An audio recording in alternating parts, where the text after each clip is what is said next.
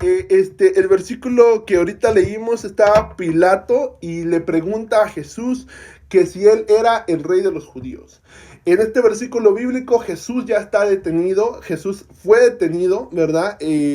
Ahí comenzó desde la detención el proceso para que él fuera crucificado. Pero Pilato le hace una pregunta que deberíamos de pensar, que deberíamos de meditar, que deberíamos de entender. Pilatos le pregunta, ¿eres el rey de los judíos? Y Jesús le responde, tú lo has dicho.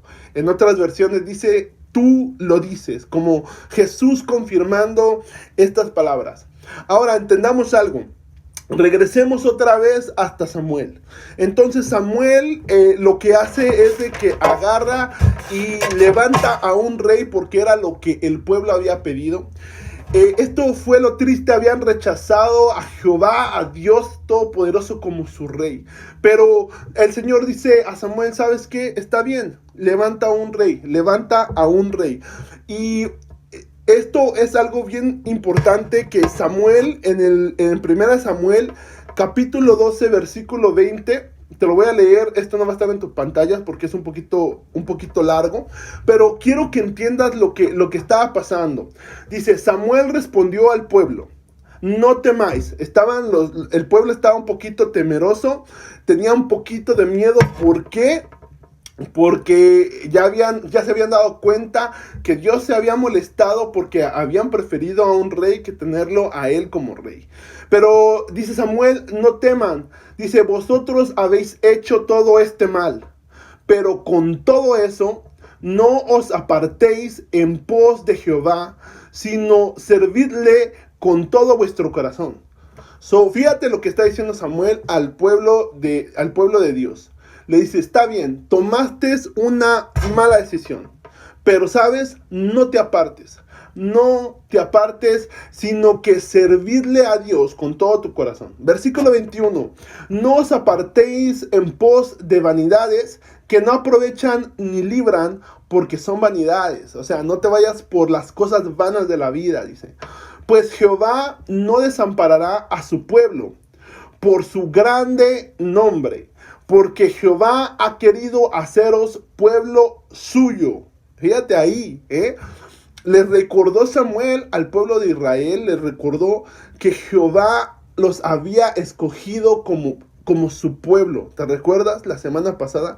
Yo te recomiendo, joven, entre paréntesis, yo te recomiendo que sí estés conmigo en esta transmisión, escuches la prédica del día de hoy, pero si no escuchaste la de la semana pasada, la vayas a ver para que puedas entender con más claridad de lo que estamos hablando. Pero bueno, dice que Dios los había elegido como su pueblo. Y qué especial, ¿no? Dios escogió precisamente al pueblo de Israel para que fuera su pueblo. Dice, así que en el versículo 23, lejos sea de mí que peque yo contra Jehová, cesando de rogar por vosotros, antes os instruiré en el camino bueno y recto. Samuel se ofrece para guiar al pueblo. Versículo 24. Solamente temed a Jehová y servidle de verdad con todo vuestro corazón, pues considerad cuán grandes cosas ha hecho por vosotros. Se los vuelvo a repetir, sirvan a Jehová con todo su corazón. 25, y este es el versículo importante en esta porción de la lectura. Dice, mas si perseveréis en hacer mal, vosotros y vuestro rey pereceréis. Fíjate cómo es de que no le dice solamente al pueblo que el pueblo perecerá, sino que el rey perecerá. Les está diciendo, si ustedes buscan de todo corazón a Dios, Dios va a estar ahí con ustedes por todas las cosas buenas que Él ha hecho por ustedes. Pero si ustedes se apartan, entonces va a venir el mal, van a perecer ustedes y su rey. Entonces, la semana pasada les comenté que durante la historia del pueblo de Israel hubieron reyes que eran malos y hubieron reyes que eran buenos. Los que eran malos lamentablemente hacían que el pueblo de Dios se alejara de Dios, que siguiera a ídolos, que se mezclara con otras naciones, que hiciera lo malo delante de Dios. Pero aquellos reyes que eran buenos hacían que el pueblo se arrepintiera. O sea, fíjate cómo es esto tan importante de un rey bueno y un rey malo, que un rey bueno tenía esa capacidad de redirigir al pueblo de Dios hacia el buen camino y agradar a Dios. Entonces, primer ejemplo, el primer rey que se levanta es el rey Saúl. Y es muy interesante, Dios le dice a Samuel que llame a este hombre, a Saúl. Y Saúl era un hombre normal, pero Dios lo había levantado como rey. Entonces era un privilegio muy grande. Saúl era una persona que en el pueblo era hermoso, dicen que era grande, que era una persona que tú dirías, wow, esta persona sí que tiene el porte de un rey, ¿verdad? Pero había un problema con Saúl. El problema es que Saúl en muchas ocasiones decidió desobedecer a Dios. Dios le decía, espera al profeta para que haga un sacrificio, y Saúl no lo esperaba y lo hacía y no le correspondía a él. Entonces desobedecía a Dios y hacía cosas que no estaban bien delante de Dios. Entonces el Señor Dios le da muchas oportunidades a Saúl para que recapacite, para que regrese al buen camino, para que se redirija. Pero Saúl en una ocasión, el Señor le dio la orden a través de Samuel de ir a batalla contra un pueblo, Amalek, si no me equivoco. Y le dijo, ¿sabes qué? Tienes que destruir todo lo que hay ahí. Tienes que destruir a todas las personas, a todo lo que ellos tienen. Y fíjate, cuando el Señor te ordena algo, es porque el Señor sabe que es lo mejor. Yo sé que lo podríamos ver así como que qué malo es Dios, pero muchas veces aquellas personas que no eran eliminadas, después regresaban años después y oprimían al pueblo de Israel y les traían maldición. Entonces Dios le había ordenado a Saúl que destruyera ese pueblo. Pero Saúl no obedeció, dejó al rey de este pueblo vivo y a unos animales también. Y entonces dice la palabra que Dios habló con Samuel y le dijo, ¿sabes? Ya llegó al colmo, Saúl, no deja de desobedecerme, ya lo vamos a tener que quitar de el reino. Fíjate, primera de Samuel 15:23 dice de esta manera: la rebeldía es tan grave como la adivinación. ¿A qué compara la rebeldía? Con la adivinación. Dice, y la arrogancia como el pecado de la idolatría. Y como tú has rechazado la palabra del Señor, Él te ha rechazado como rey. Wow, qué palabras tan más fuertes fue las que Samuel le dijo a Saúl. El Señor ahora lo había rechazado como rey. Él no había dado la talla. Entonces Saúl iba a ser removido del reino, de la posición de rey. ¿Por qué? Por desobedecer a Dios. Entonces había desobedecido a Dios y fue removido del cargo de rey. Ahora, esto es triste porque al Saúl haber sido removido de la posición de rey, entonces lo que sucedía es que como consecuencia sus hijos, los hijos de Saúl, no iban a heredar el reino. Y como tú sabes, yo estoy seguro que tú ya lo has escuchado en algún lugar. Los reyes, cuando ellos morían o cedían su reino, tal vez por la edad, por cualquier cosa, el reino siempre les pertenecía a sus hijos. Sus hijos eran los que iban a heredar el reino. Pero por la desobediencia de Saúl, el reino no lo iban a poder heredar sus hijos. Y eso fue lo que pasó con Saúl, un rey que desobedeció al Señor y que fue removido de la posición de rey. Ahora, ese fue el primer rey.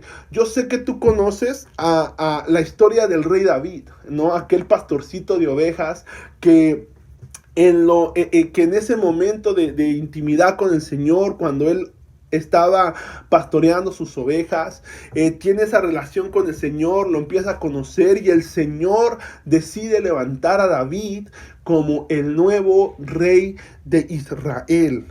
Yo sé que tú te conoces la historia, cómo fue todo el proceso de David para poder llegar a ser rey. Y llega un momento en el que David se establece como el rey, el nuevo rey de Israel, el nuevo rey legítimo de Israel. Entonces se levanta como rey y él empieza a hacer un montón de cosas que agradaban al Señor. No sé si tú te recuerdas, pero David es conocido como aquel hombre que tenía un corazón conforme al corazón de Jehová.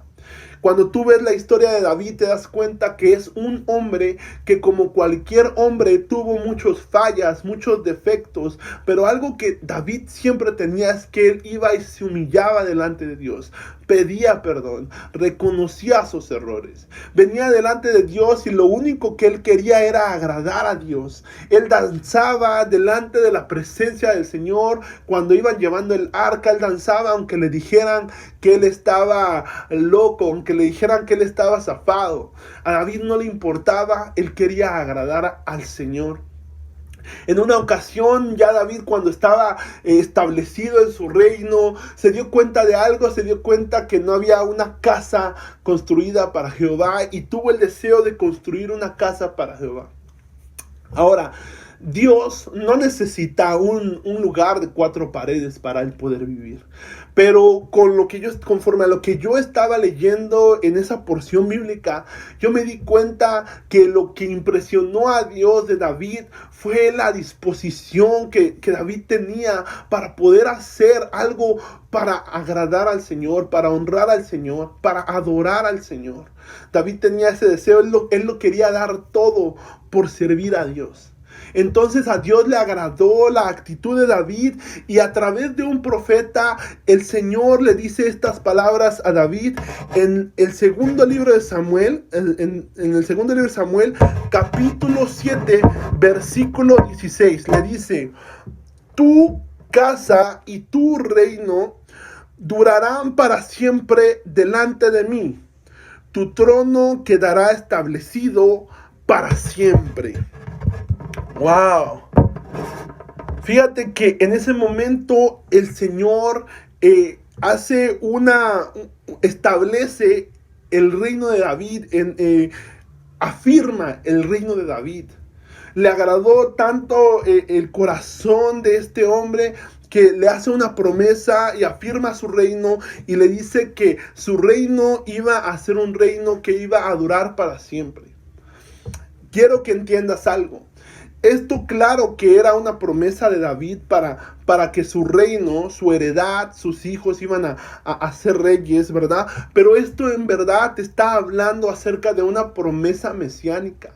Te está hablando de aquel rey eterno que iba a tener un reino eterno, un reino que iba a durar por siempre. ¿Te recuerdas lo que hemos estado viendo en los temas anteriores? Hemos hablado acerca del reino de los cielos, ese reino eterno. Entonces aquí podemos claramente ver una profecía mesiánica, una promesa mesiánica que se le da a David. Y este es solo un versículo de más de 60 y tantos versículos que yo encontré que hablaban acerca de esa promesa que Dios le hacía a David cuando Dios afirmó su reino. Ahora, esto es interesante. ¿Y por qué me regresé tanto a la historia? Porque fíjate que Jesús, según los evangelios de Mateo y el evangelio de Lucas, el evangelio de Mateo y el evangelio de Lucas, trazan la genealogía de Jesús. Hasta David, hasta Abraham, incluso hasta Adán, haciendo o comprobando ser Jesús el legítimo heredero al trono. ¡Wow! ¡Qué interesante! Entonces, recuérdalo bien para que no se te vaya a olvidar. En Mateo y en Lucas podemos encontrar la genealogía de Jesús. Jesús era heredero legítimo del reino. Y esto es bien interesante. Fíjate, encontré un montón de versículos, pero te quiero enseñar dos.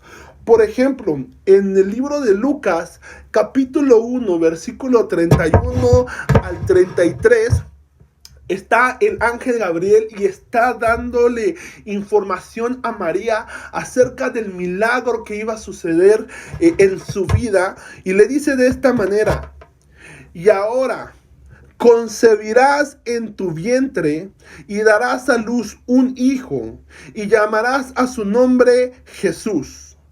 Este será grande y será llamado Hijo del Altísimo. Y el Señor Dios le dará el trono de David su padre. ¿De quién le dará el trono? De David su padre.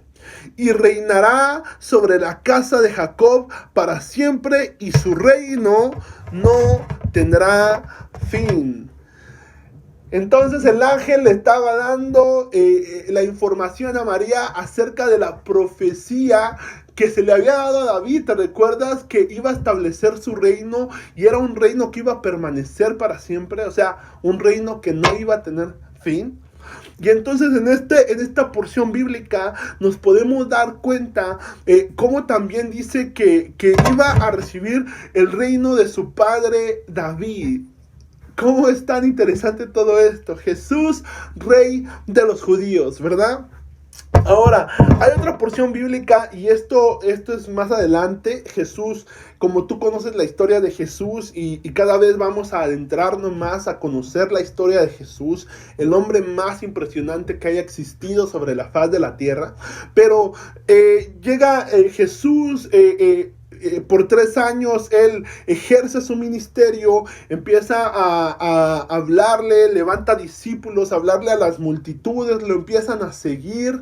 Entonces Jesús está a unos días de llegar al momento de la crucifixión, en el cual él se iba a entregar por amor a su pueblo, por amor al mundo. Entonces esto es bien interesante porque en Mateo 21, versículo 8 al versículo 9, vamos a leer esa porción bíblica, pero te voy a decir un poquito de información para que podamos entender. Jesús va a cumplir otra profecía mesiánica, y esa es la entrada triunfal a Jerusalén. Entonces él va a entrar a la ciudad santa, ¿verdad? Pero es lo interesante de esta entrada, de la entrada triunfal, era de que Jesús iba a entrar, pero según la profecía y según lo que dice los evangelios, esto está en los evangelios, yo estoy agarrando solo una porción, pero esto lo puedes encontrar a través de los evangelios. Jesús humilde va sentado sobre una pollina, te voy a, con unas palabras tal vez que lo puedes entender, una especie de burrito chiquito. Entonces va entrando Jesús como el rey. Fíjate, como el rey, porque la gente lo reconocía como tal. Y esto es lo que dice esta porción de la Biblia, Mateo 21, 8 al 9, dice: y la multitud, que era muy numerosa, tendía sus mantos en el camino, y otros cortaban ramas de los árboles y las tendían en el camino, y la gente que iba delante y la que iba detrás aclamaba diciendo: Hosana al Hijo de David, bendito el que viene en el nombre del Señor, Hosana en las alturas. ¡Wow! La gente en la entrada triunfal de Jesús reconoce a Jesús como el Hijo de David. Cuando uno lee la Biblia de esta manera, uno dice: están recibiendo a Jesús y le dicen palabras bonitas. Pero lo que ellos estaban diciendo es de que estaban reconociendo a Jesús como su rey. Y Jesús estaba haciendo la entrada triunfal a Jerusalén. Ahora, esto es bien interesante porque nos estamos dando cuenta que aún la gente, las multitudes lo reconocían a Jesús como aquella persona ungida, como aquella persona, como aquel Mesías, como aquella promesa que se le había dado al rey David de que se iba a levantar un rey y que iba a establecer un reino que iba a permanecer para siempre. Ahora pasa esta situación. Jesús entra, hace la entrada triunfal, pero unos días después, como tú sabes la historia, Jesús es detenido, Jesús va a ser crucificado, ¿verdad? Jesús es traicionado por Judas y todo lo que sucede alrededor de la historia de Jesús. Pero bueno, Jesús es detenido y es llevado delante de Pilatos, que fue lo que leímos en el libro de Marcos 15:2. Dice, Pilato le preguntó, ¿eres tú el rey de los judíos? Respondiendo él, le dijo, tú lo dices. Te voy a hablar acerca de la historia que está sucediendo aquí, ¿ok? So, eh, Pilatos le llevan a Jesús, las personas quieren que Jesús sea no solamente castigado, sino que sea crucificado. Pero Herodes nota algo, nota que le dicen el Galileo y dice, ¿saben qué? Eso no me corresponde a mí. Entonces Pilatos lo que hace es que envía a Jesús delante de Herodes. Ahora, este Herodes se llama Herodes Antipa. Y Herodes Antipa, para darte un poquito de contexto en la historia, Herodes Antipa es hijo de otra persona que se llamaba Herodes el Grande, así le decían, Herodes el Grande. Y lo particular de Herodes el Grande es de que Herodes el Grande venía de otro pueblo, él no pertenecía al pueblo de los judíos de Israel. Se convirtió al judaísmo, pero según lo que yo estaba leyendo, era dudosa su conversión por la forma en la que él se dirigía religiosamente. Pero lo que había logrado es que el reino, así que los romanos lo eligieran a él, a este Herodes el Grande, como rey de los judíos. ¿Me estás entendiendo? ¿Cómo sucedió esto? Bueno, los romanos dijeron, necesitamos a alguien que sea el rey de los judíos, pero que nos obedezca a nosotros. O sea, los mismos romanos lo pusieron a Herodes el Grande como el rey de los judíos, cuando él ni era judío. Entonces ya eso lo descalificaba, ¿verdad? Para ser un legítimo heredero al reino. Y cuando Herodes el Grande muere, entonces sus hijos, incluyendo a Herodes Antipa, pasan a ser los reyes, por así decirlo, ¿no? De los judíos. Entonces esto era bien interesante porque entonces llevan a Jesús delante de Herodes. Herodes no encuentra nada para culpar a Jesús, le molesta que Jesús no le contestaba. Entonces Herodes lo manda de regreso con Pilatos. Ahora, esto es interesante, esto es lo interesante de Pilatos. Pilatos era el gobernador de Judea. O sea que era un rey o bueno, no un rey, un gobernador, pero básicamente era el que tomaba las decisiones en Judea, podríamos decir otro rey, ¿verdad? Sobre Judea. Pero él no era rey, y esto es lo que a mí me volaba la cabeza, porque entonces en el tiempo de Jesús habían otros dos personajes que tenían autoridad sobre Judea y sobre los judíos, pero que uno era puesto por los romanos, digamos, el sistema del mundo, y otro era puesto por igual el sistema del mundo, pero para hacer sentir bien a los religiosos, a los judíos, ¿no? Pero ni uno ni el otro era el legítimo rey de los judíos, sino que Cristo Jesús. Él era el verdadero rey de los judíos. Ahora, quiero que escuches esto con mucha atención, porque llega el momento en el que van a llevar a Jesucristo, van a llevar a Jesús y va a ser juzgado. Entonces, esto está en Marcos 15, versículos 9 al 26. Son bastantes versículos, o no va a estar en la pantalla, pero escucha con mucha atención. Marcos 15, versículo 9 al 26. Fíjate lo que está pasando en la historia mientras Jesús va a ser juzgado. Dice, y Pilatos les respondió diciendo, ¿queréis que os suelte al rey de los judíos?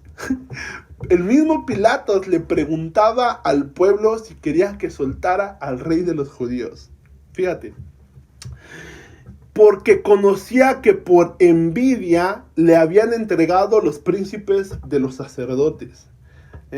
Versículo 11. Mas los príncipes de los sacerdotes incitaron a la multitud que le soltase antes que a Barrabás. Entonces Pilatos había agarrado a un criminal de los más malos y decía: ¿a quién quieren que suelte? ¿Al malo o al rey de los judíos? Y los príncipes de los sacerdotes dijeron: suéltanos al malo, suéltanos a Barrabás. Versículo 12, y respondiendo Pilato les dice otra vez, fíjate, versículo 12, ¿qué pues queréis que haga del que llamáis rey de los judíos? Es pregunta, ¿de los judíos? Y ellos volvieron a dar voces y dijeron: crucifícale. En otras versiones, crucificadle. Versículo 14 dice: mas Pilato les decía: pues qué mal ha hecho. Y ellos daban más voces y decían: crucifícale, crucifícale. Versículo 15: y Pilato, queriendo satisfacer al pueblo, le soltó a Barrabás y entregó a Jesús después de azotarle para que fuese crucificado. 16: entonces los soldados le llevaron dentro de la sala, es a saber, el pretorio, y convocan toda corte. Creo que esto está mal redactado. Versículo 17: y le visten de púrpura y poniéndole una corona tejida de espinas, comenzaron luego a saludarle y le decían: salve, rey de los judíos.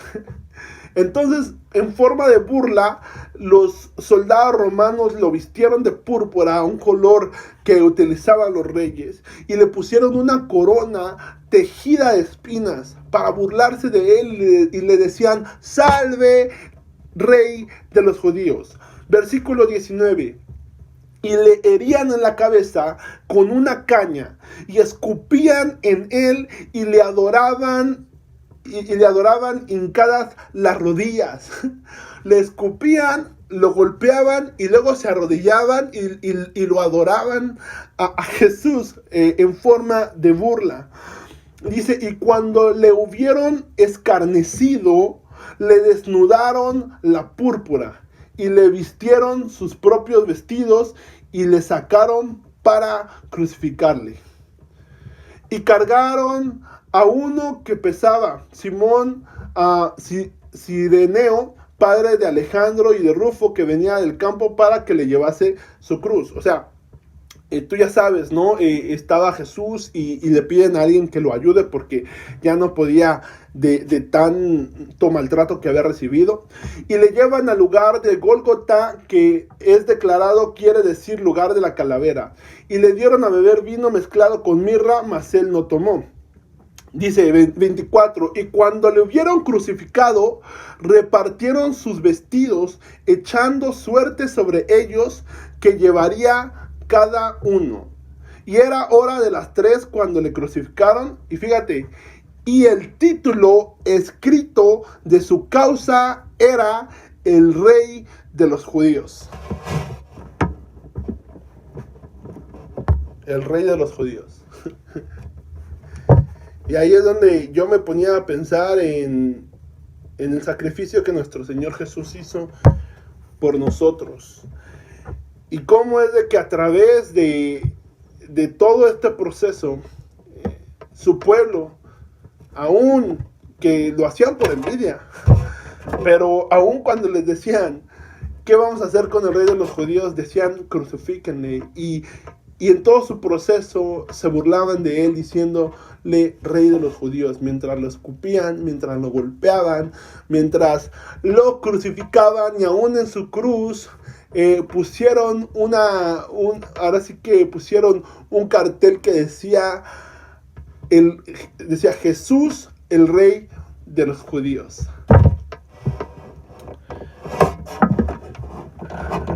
Rechazaron a su rey. Eso fue lo que sucedió. Rechazaron a su rey de la misma manera que cuando en el libro de Samuel el pueblo de Dios le pedía a un rey a Samuel. Y el Señor le dijo, no te preocupes, no se están, ahora sí que no te están negando a ti, sino que me están negando a mí. Me están despreciando como rey. Y fue justamente Dios se encarna, se hace hombre, viene, empieza a hacer milagros, empieza a hacer un montón de cosas por la humanidad, empieza a enseñarles, mas sin embargo, su mismo pueblo lo crucificó, su mismo pueblo lo rechazó como rey, como lo hicieron en el libro de Samuel. Juan capítulo 1, versículo 11 al 12, este es un versículo que a mí me llega demasiado. Dice, a lo suyo vino y los suyos no le recibieron. Mas a todos los que le recibieron, a los que creen en su nombre, les dio potestad de ser hechos hijos de Dios. A lo suyo vino y los suyos no le recibieron. Ahora, ¿sabes? A mí me pone un poquito sentimental esto porque, wow, qué triste. A mí se me hace muy triste esta situación. Pero quiero recordarte algo, quiero recordarte que Jesús murió, pero al tercer día Jesús se levantó de entre los muertos. Y Jesús no tiene solamente el nombre del Rey de los judíos, sino que a Jesús se le conoce como el Rey de Reyes y el Señor de Señores. Y sabes que Él es el Rey eterno y Él es el Rey que tiene ese reino, el reino de los cielos, un reino eterno, un reino que no tiene fin. Ahora, yo quiero hacerte una pregunta a ti. ¿Es Jesús el Rey de tu vida? Y si no es el Rey de tu vida, ¿te gustaría recibir a Jesús como el Rey de tu vida? Ahora, si Jesús es el Rey de tu vida, pero como humanos que somos, hemos desobedecido a Dios y lo hemos negado como a nuestro Rey, si lo hemos despreciado, si decimos Él es el Rey de nuestra vida, pero somos aquellas personas que lo negaron, que lo golpearon, que lo crucificaron, déjame decirte que el Señor tiene misericordia para tu vida y para mi vida. Así que vamos a hacer una oración para que le digamos, Señor, queremos que tú seas el Rey de nuestra vida. Y si el Señor no es el Rey de tu vida, que diga, Señor, yo quiero recibirte en mi corazón. Quiero que seas el Rey de mi vida. No importa las cosas que hayas hecho. Dios tiene el poder para transformarte, para perdonarte, para ayudarte. Aún aquella persona que estaba siendo juzgada junto con Jesús, y él había sido juzgado justamente. Él había sido un criminal, un ladrón, y aún así se acercó delante del Señor y le dijo, acuérdate de mí cuando llegues en tu reino. Lo reconoció como rey y el Señor le dio una oportunidad, y es la misma oportunidad que quiere dar a tu vida. Así que vamos a hacer una oración. Señor, muchas gracias, Señor. Muchas gracias, Señor, porque tú eres, Señor, el Rey Todopoderoso. Tú eres el Rey de nuestra vida, Padre. Padre, perdónanos, Señor, porque muchas veces nos alejamos de ti, nos alejamos de tus mandamientos, Señor. Desobedecemos, Señor, tus leyes, Señor, y terminamos rechazándote como Rey de nuestra vida. Perdónanos, Señor. Perdónanos, queremos que seas el Rey de nuestra vida. No queremos cometer los mismos errores que cometieron, Señor, aquellos que te crucificaron. No queremos cometer los mismos errores que cometieron aquellos, Señor, que te rechazaron, Señor, cuando tú eras su Rey, Señor. Queremos que seas nuestro Rey, nuestro verdadero Rey, nuestro verdadero Señor. Bendito Padre Celestial. Señor, tú dijiste en tu palabra, Señor, que nosotros teníamos acceso, Señor, al trono de la gracia, Señor. que podíamos entrar confiadamente. Entramos confiadamente al trono de tu gracia y te pedimos, Señor, socorro, Señor.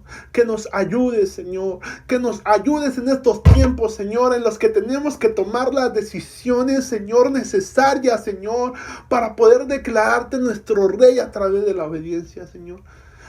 A nuestros hermanos que nos están viendo a través de la transmisión en Facebook, Señor, en YouTube, en cualquier otra, Señor, red social, que tú, Señor, los ayudes, nos ayudes, me ayudes a mí también, Señor, a que puedas tú vivir en nosotros, Señor, en nuestros corazones, y que seas nuestro Rey, en el nombre maravilloso de Cristo Jesús.